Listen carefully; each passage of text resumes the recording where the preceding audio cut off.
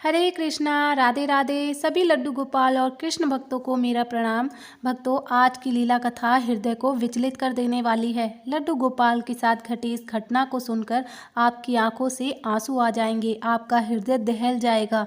आप सभी से हाथ जोड़कर विनम्र निवेदन है कि वीडियो को पूरा अंत तक अवश्य देखिएगा। आज की लीला कथा बहुत ही ज़्यादा ज्ञानवर्धक है।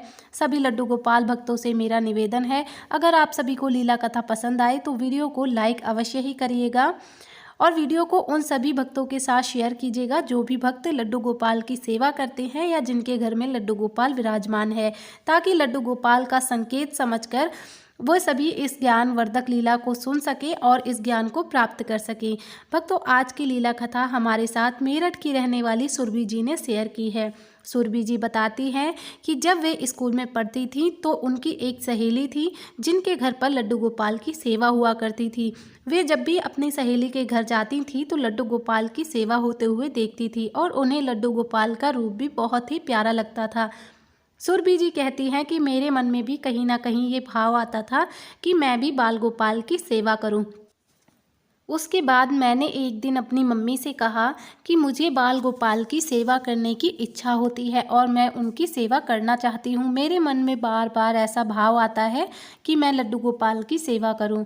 तो मेरी मम्मी ने खुश होते हुए कहा कि ठीक है, अगर भगवान के प्रति तुम्हारे मन में ऐसा भाव आया है तो ये लड्डू गोपाल की ही कृपा है और भगवान की सेवा करने में मुझे भला क्या आपत्ति होती है। अगर तुम्हारे मन में है लड्डू गोपाल की सेवा तुम्हें करनी है तो हम लड्डू गोपाल का जो विग्रह है वो घर ले आएंगे और तुम मन से उनकी सेवा करना।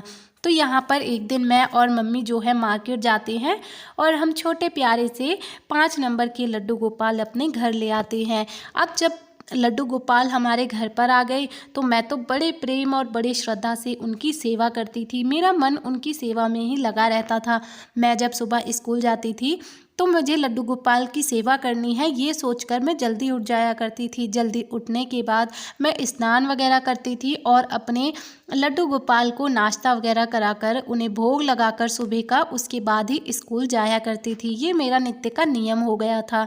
अब धीरे धीरे जैसे जैसे समय बीतता जा रहा था मेरा लड्डू गोपाल के प्रति प्रेम भी बढ़ता जा रहा था।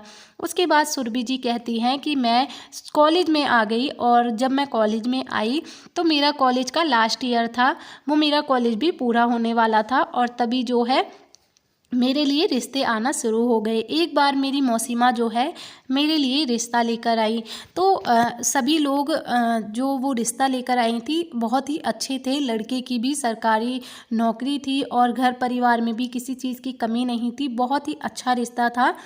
तो मेरे परिवार वाले भी चाहते थे कि ये रिश्ता हो जाए। उसके बाद सभी लोग जो है मुझे देखने के लिए आए। जब सब लोग मुझे देखने के लिए आए तो लड़के वालों ने भी रिश्ते के लिए हाँ कर दी और हमारी सगाई होने लगी। लेकिन उससे पहले ही कहते हैं ना कि जब हम किसी के साथ रिश्ता जोड़ते हैं तो हमें कोई भी बात जो है नहीं छुपानी चाहिए। इसीलिए मेरी मौसी ने जो है मेरी जो सासू माँ है उनको भी पहले ही बता दिया कि हमारी लड़की जो है वो लड्डू गोपाल की सेवा करती है और वो ससुराल में भी उनकी सेवा करेगी। शादी के बाद वो उन्हें अपनी ससुराल ले जाएगी। तो यहाँ पर मेरी सासू माँ को ये बात बिल्कुल भी पसंद नहीं आई, क्योंकि मेरे ससुराल में सभी लोग मीट मदिरा खाते थे, सभी लोग तामसिक भोजन ग्रहण करते थे, प्याज लहसुन खाते थे। इसीलिए मेरी सासू माँ इस बात के लिए राजी नहीं थी। उन्हें लगता था कि अगर हमारे घर में तो सभी मीट मछली खाते हैं, प्याज लहसुन खाते हैं, ऐसे में लड्डू गोपाल की सेवा कैसे होगी। अगर ऐसे में हम बाल गोपाल की सेवा करेंगे तो फिर हमारे घर में अनर्थ होगा, ये नहीं हो सकता। इसीलिए मेरी सासू माँ जो है शादी के लिए मना करने लगी। लेकिन यहाँ पर मेरे जो हस्बैंड थे उन्होंने जब मुझे पहली बार देखा था तभी उन्होंने मुझे पसंद कर लिया। तो उन्होंने जो है मेरी सासू माँ को समझाया और उनसे कहा कि मुझे शादी करनी है तो मैं इन्हीं से करूँगा, वरना मैं शादी ही नहीं करूँगा। और क्या हुआ, अगर वो लड्डू गोपाल की सेवा करती हैं तो ये उनके मन के भाव है। जैसे वो अपने घर पर करती हैं वैसे ही शादी के बाद वो हमारे घर पर सेवा करेंगी। ये तो लड्डू गोपाल की सेवा जब वो स्वयं करती हैं तो उन्हें कैसे करनी है ये वो खुद ही जानती हैं। तो उन्होंने जो है अपनी मम्मी को बहुत समझाया। जब उन्होंने अपनी मम्मी को इतना ज़्यादा समझाया तो मेरी सासू माँ ने जो है रिश्ते के लिए हाँ कर दिया। कहीं न कहीं मेरी सासू माँ को इस बात से दिक्कत तो थी ही, लेकिन फिर भी कहते हैं कि अपने बेटे के आगे उन्होंने जो वो मना नहीं कर पाईं और उसके बाद जो है हमारा रिश्ता हो गया और 2 महीने बाद हमारी शादी भी हो गई। शादी के बाद जब मैं अपने ससुराल में आई तो मैं अपने बाल गोपाल को साथ में ही लेकर आई थी। तो मैं बाल गोपाल को बहुत ज़्यादा सेवा किया करती थी, उनका ध्यान रखा करती थी वैसे ही जैसे मैं शादी से पहले रखती थी। साथ ही साथ अब मुझ पर ससुराल की ज़िम्मेदारियाँ भी थी, तो मैं ससुराल वालों का भी अच्छे से ध्यान रखती थी। धीरे-धीरे कुछ 2-3 महीने बीत जाने के बाद जो है मैंने लड्डू गोपाल के लिए एक इंडक्शन मंगा लिया और कुछ छोटे-छोटे उनके लिए भोग इत्यादि बनाने के लिए बर्तन मंगा लिए। तो इस प्रकार से मैंने अपने लड्डू गोपाल के लिए अलग से सामान इकट्ठा किया और उसके बाद मैं उनके लिए भोग प्रसादी बनाती थी। और क्योंकि मेरे घर में जो है मेरे ससुराल में सभी लोग मीट मदिरा खाते थे, प्याज लहसुन का भी खाते थे, तो मैं भी तामसिक भोजन ग्रहण नहीं करती थी, मैं भी सात्विक भोजन ही ग्रहण करती थी। तो मैं क्या करती थी, अपने लड्डू गोपाल और अपने लिए मैं अलग से भोजन बनाती थी और बाकी जो है मेरी सास ससुर, मेरे हस्बैंड और मेरी जो ननद थी उनके लिए मैं अलग भोजन बनाया करती थी। और कभी कभी ऐसा होता था कि जो मेरे घर में दाल चावल रोटी बन रहे हैं वो तो मैं खाया करती थी, लेकिन जो मीट मदिरा बनता था वो मैं नहीं खाती थी। तो इसलिए जब ऐसा कुछ बनता था तो मैं अपने लिए अलग से सब्जी वगैरह बनाया करती थी। तो इसी तरीके से चल रहा था, लेकिन मेरी सासू माँ को ये चीज़ बिल्कुल भी पसंद नहीं आती थी कि मैं अलग से लड्डू गोपाल के लिए भोग बनाती हूँ, फिर अलग से खाती हूँ और बाकी सबके लिए अलग से बनाती हूँ। और कभी अगर ऐसा होता था कि जब ससुराल में मैं काम कर रही हूँ, अगर मैं लड्डू गोपाल के लिए कोई काम कर रही हूँ, उनके लिए भोग इत्यादि बना रही हूँ और घर का कोई भी काम अगर नहीं हो पाया है, तो मेरी सासू माँ वहीं पर मुझे ताना मारती थी कि तुम तो लड्डू गोपाल की सेवा में इतनी लगन तुमने लगा रखी है कि तुम्हें घर के काम करने की फुर्सत ही नहीं है। तो वो इस तरह से मुझसे कहा करती थी। मुझे मन में थोड़ा सा बुरा तो लगता था, लेकिन मैं उस चीज़ को समझती थी और मैं जो है उनकी बातों को इग्नोर कर दिया करती थी कि बोलने दो, अगर ये बोलती हैं तो कोई बात नहीं, मुझे अपने लड्डू गोपाल की सेवा करनी है। और मुझे ऐसा लगता था कि कहीं ना कहीं उनके मन में भी कोई बात रह रही होगी, इसीलिए वो ऐसा बोलती हैं, तो मैं उनकी बातों पर ध्यान ही नहीं देती थी। धीरे धीरे इसी तरीके से समय बीत रहा था। उसके बाद जब क्या होता था कि जब मेरे पीरियड आते थे तो उन 3 दिनों में भी मेरे लड्डू गोपाल की जो सेवा है वो मेरी सासू माँ ही करती थी, क्योंकि यहाँ पर जो है उनको सेवा करना लड्डू गोपाल की पसंद नहीं था, लेकिन वो एक भगवान समझकर उनकी सेवा कर दिया करती थी। उनके मन में ऐसा कोई भाव नहीं था लड्डू गोपाल के लिए कि मुझे इनकी सेवा करनी है, लेकिन हाँ उन्हें ये था कि ये भगवान है, अगर इनकी सेवा नहीं करेंगे, उनको ऐसे नहीं बिठा सकते तो हमें पाप लगेगा। तो बस यही सोचकर वे 2-3 दिन लड्डू गोपाल की सेवा कर दिया करती थी। लेकिन मानो ये 3 दिन मेरी सासू माँ को इतने बड़े लगते थे कि ना जाने ये 3 दिन कब बीतेंगे। मुझे लड्डू गोपाल के लिए सब कुछ अलग से बनाना पड़ता है, अलग से करना पड़ता है, और ये आफत ना जाने क्यों मेरे गले में पड़ गई। मैंने तो पहले ही अपने बेटे से मना किया था कि मत करो ये शादी। मैंने सोचा था कि जब घर में बहू आएगी तो साथ में बनाएंगे, साथ में खाएंगे, प्यार से रहेंगे, लेकिन देखो बहू भी आई तो ऐसी कि वो तो अलग ही बनाती है, अलग ही खाती है। तो इस तरह से मेरी सासू माँ हमेशा ही मुझे सुनाया करती थी। धीरे धीरे यहाँ पर लड्डू गोपाल की कृपा हुई और मैं गर्भवती हो गई। अभी तो मेरे पास लड्डू गोपाल की कृपा से एक बेटा और एक बेटी है। उसके बाद जब मैं गर्भवती हो गई तो मेरी जो तबीयत है वो थोड़ी ख़राब रहने लगी और मुझे लड्डू गोपाल की सेवा करने में थोड़ी सी परेशानी भी होती थी, लेकिन फिर भी मैंने लड्डू गोपाल की सेवा करना नहीं छोड़ा। मैं लगातार नित्य प्रतिदिन उनकी सेवा करती थी, मुझसे जैसे भी होती थी, पर मैं अपने बाल गोपाल की सेवा मैंने नहीं छोड़ी। मैं बाल गोपाल को अपने मायके में भी नहीं भेज सकती थी, क्योंकि वहाँ पर मेरी मम्मी की भी तबीयत कुछ ठीक नहीं रहती थी, तो वो तो घर का काम भी ठीक से नहीं कर पाती थी, तो इसलिए मैं वहाँ भी उनको नहीं भेज सकती थी।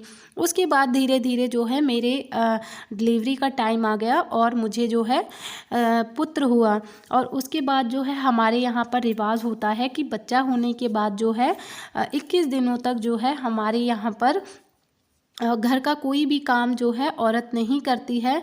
कोई किसी भी सामान को छूना नहीं होता है, पूजा पाठ भी नहीं होता है, और ये सब तो लगभग सभी के यहाँ पर होता है, सिर्फ दिनों का फ़र्क होता है। किसी के यहाँ पर जल्दी बच्चे का नामकरण करा दिया जाता है और किसी के यहाँ पर ज़्यादा समय लगता है। तो हमारे यहाँ पर ये रिवाज है कि 21 दिनों के बाद ही नामकरण होता है और उसके बाद ही जो है सारी चीज़ें जो है घर की चीज़ें हम लोग छू सकते हैं।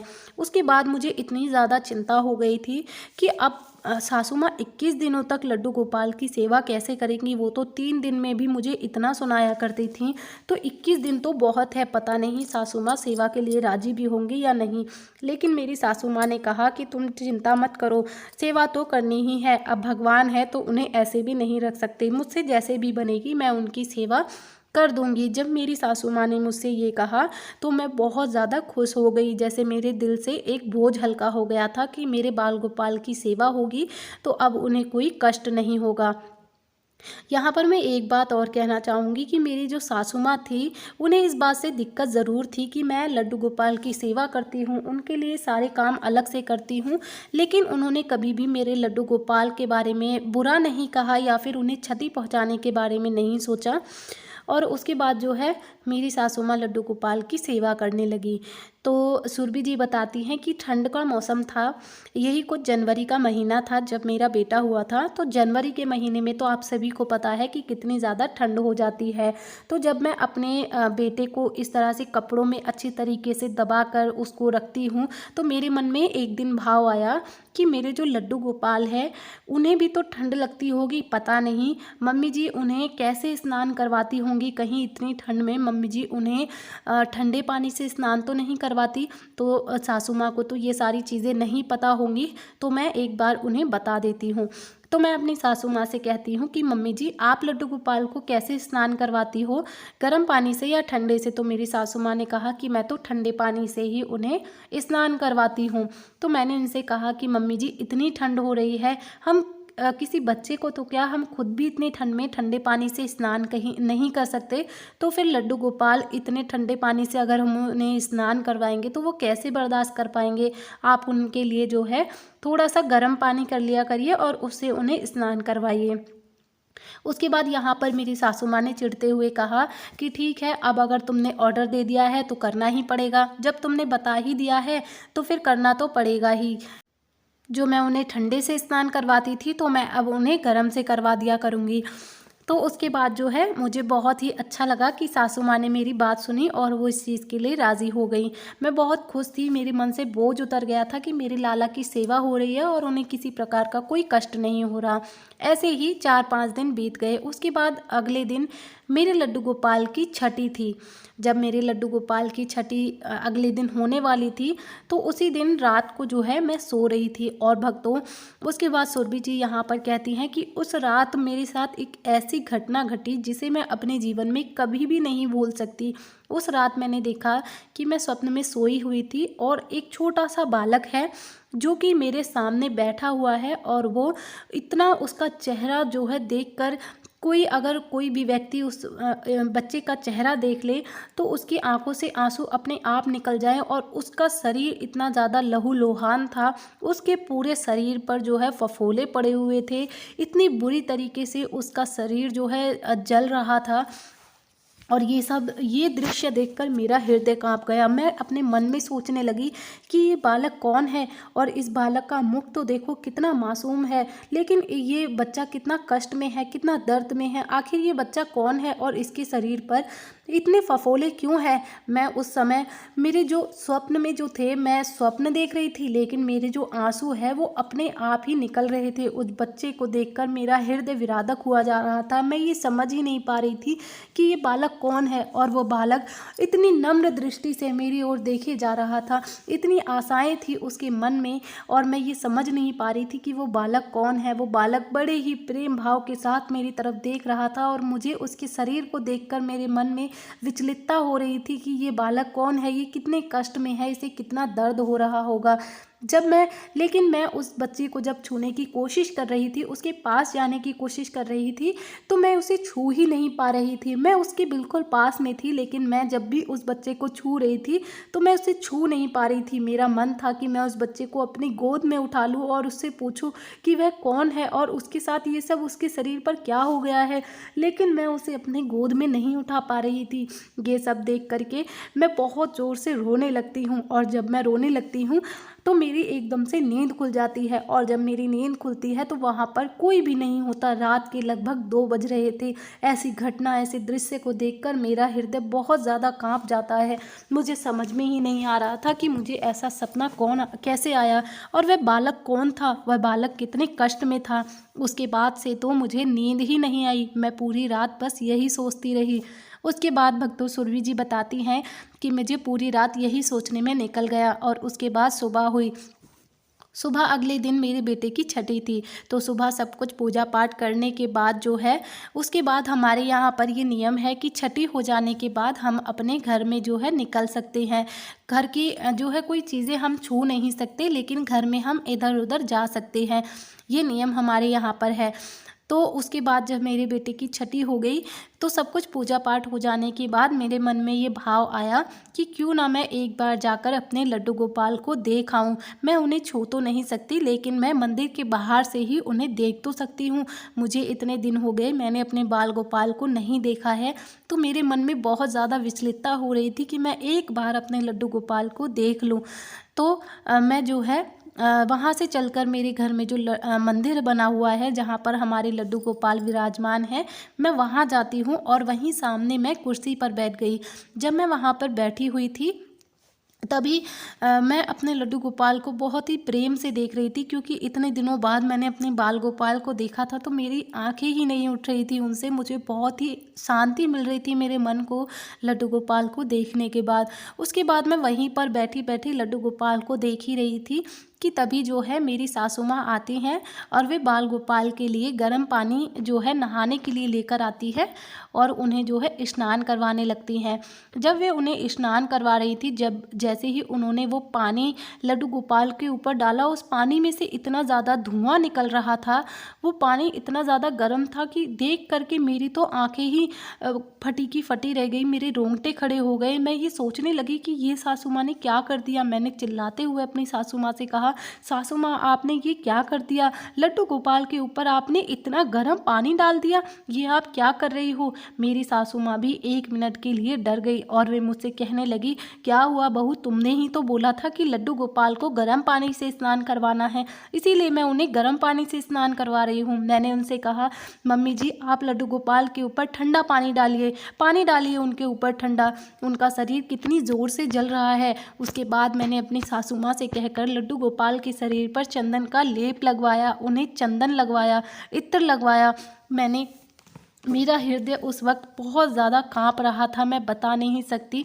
उस घटना को, उस दृश्य को देखकर मुझे अपनी रात वाली घटना याद आने लगी। मुझे स्वतः ही समझ में आ गया था कि वह जो बालक था वह मेरे लड्डू गोपाल थे। क्या इतने दिनों से मेरी सासू माँ रोज़ मेरे लड्डू गोपाल को इसी प्रकार उबलते हुए पानी से स्नान करवाती थी?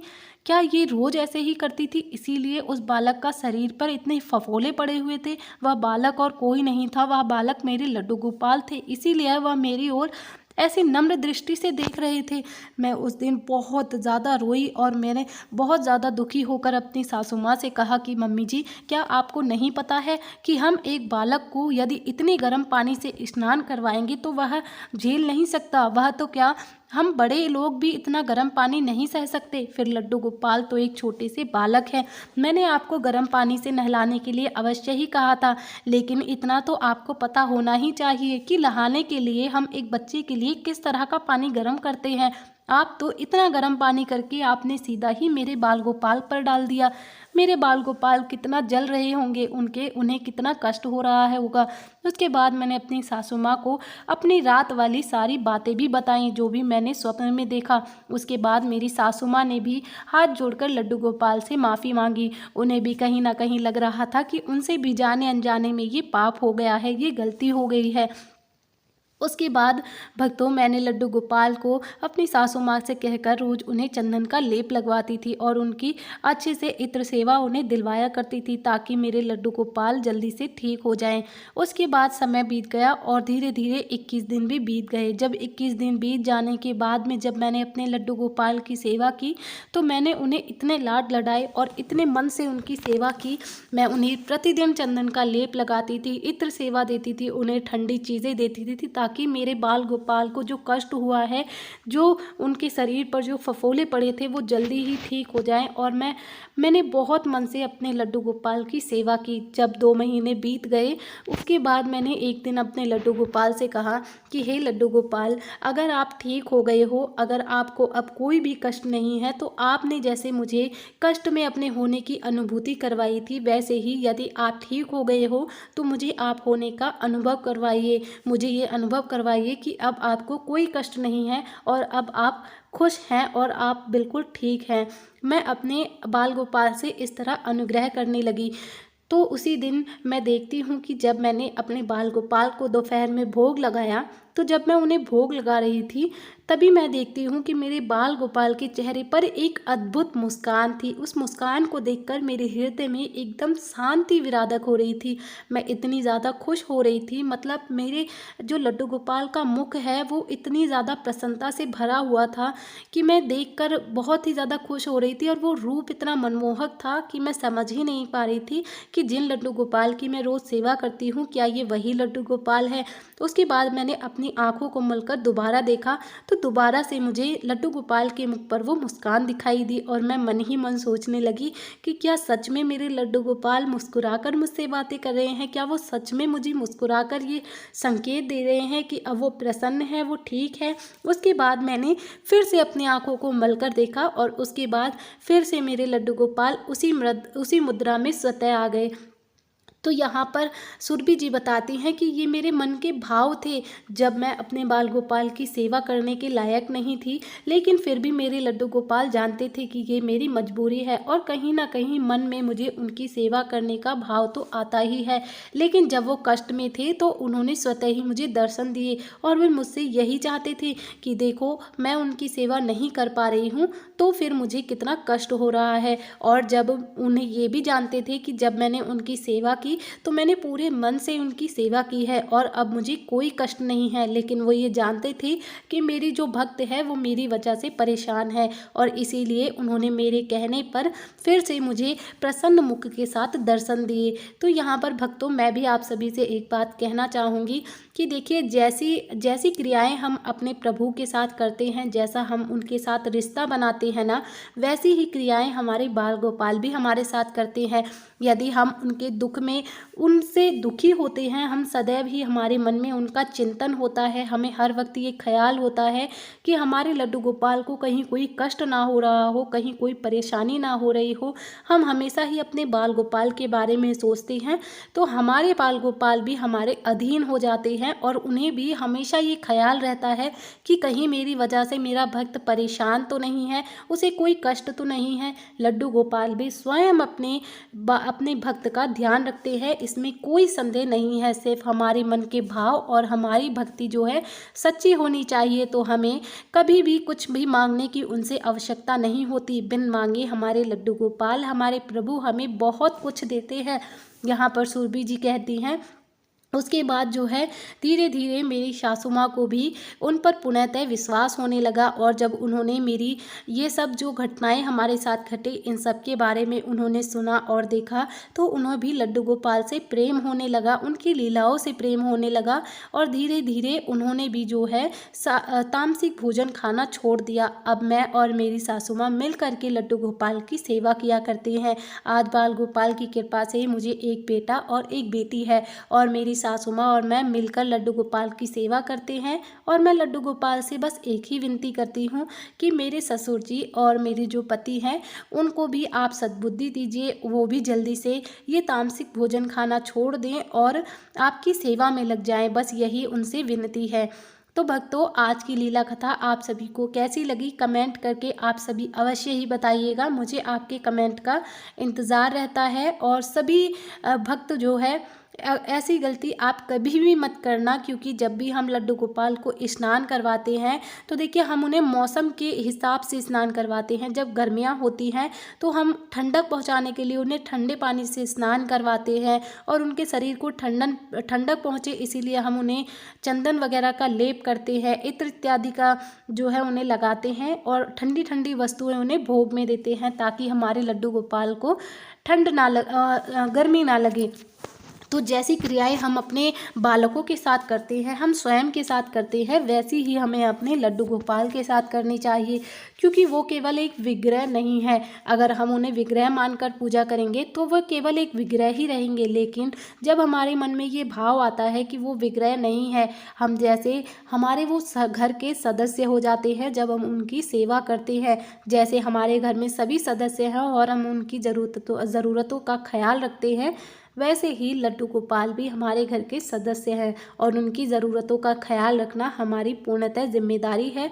और ये हमारे मन में हमेशा ही ये भाव होना चाहिए कि हमारे बाल गोपाल को कोई भी कमी ना हो। इसी प्रकार से जब सर्दियाँ शुरू होती है तो हमें बाल गोपाल को गुनगुने पानी से, या फिर जब बहुत ज़्यादा ठंड होती है तो हमें, जब भी हम उनके नहाने के लिए पानी गर्म करते हैं तो उस पानी को पहले हमें अपने हाथ पर डालकर देखना चाहिए कि क्या हम उस पानी को बर्दाश्त कर पा रहे हैं और वो पानी कितना गर्म है। यदि हम उसे अपने हाथ पर बर्दाश्त कर सकते हैं तब ही हमें उस पानी से लड्डू गोपाल को स्नान करवाना चाहिए। तो भक्तों, आज की लीला कथा के माध्यम से लड्डू गोपाल का संकेत समझकर जो है आप इस लीला को जो है सुन पाए और इस लीला को, इस जानकारी को अपनी पूजा में अवश्य ही अपनाइएगा, क्योंकि ये बाल गोपाल की ही कृपा है कि आज जो भी भक्त इस वीडियो को देख रहे हैं तो लड्डू गोपाल उन सभी का मार्गदर्शन करना चाहते थे, इसीलिए ये जो लीला कथा है वो आप सभी तक पहुँची है। तो भक्तों, जल्दी ही मिलेंगे अगले वीडियो में एक नई लीला कथा के साथ। तब तक आप सभी अपना ध्यान रखिए। राधे राधे।